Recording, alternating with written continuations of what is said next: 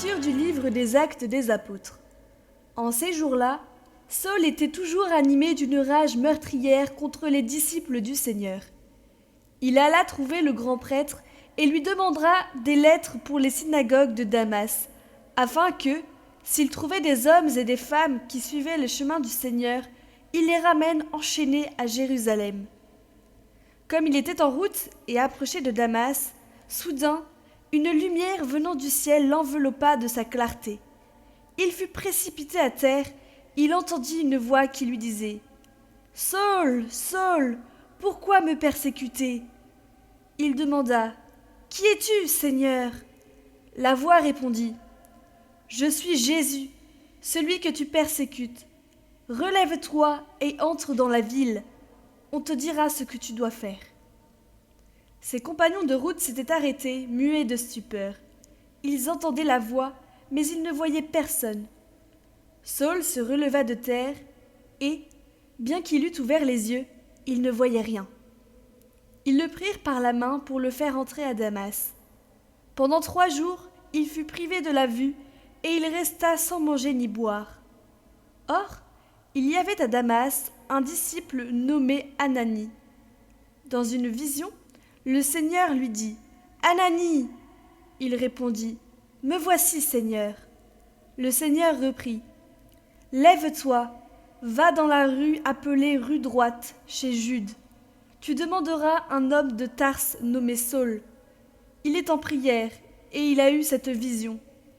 Un homme du nom d'Ananie entrait et lui imposait les mains pour lui rendre la vue. Ananie répondit « Seigneur, j'ai beaucoup entendu parler de cet homme et de tout le mal qu'il a fait subir à tes fidèles à Jérusalem. Il est ici après avoir reçu de la part des grands prêtres le pouvoir d'enchaîner tous ceux qui invoquent ton nom. » Mais le Seigneur lui dit « Va, car cet homme est l'instrument que j'ai choisi pour faire parvenir mon nom auprès des nations, des rois et des fils d'Israël. Et moi, je lui montrerai tout ce qu'il lui faudra souffrir pour mon nom. » Ananie partit donc et entra dans la maison. Il imposa les mains à Saül en disant « Saül, mon frère, celui qui m'a envoyé, c'est le Seigneur. C'est Jésus qui t'est apparu sur le chemin par lequel tu venais. Ainsi, tu vas retrouver la vue et tu seras rempli de l'Esprit Saint. » Aussitôt tombèrent de ses yeux comme des écailles et il retrouva la vue. Il se leva puis fut baptisé. Alors, il prit de la nourriture et les forces lui revinrent. Il passa quelques jours à Damas avec les disciples et, sans plus attendre, il proclamait Jésus dans les synagogues, affirmant que celui-ci était le Fils de Dieu.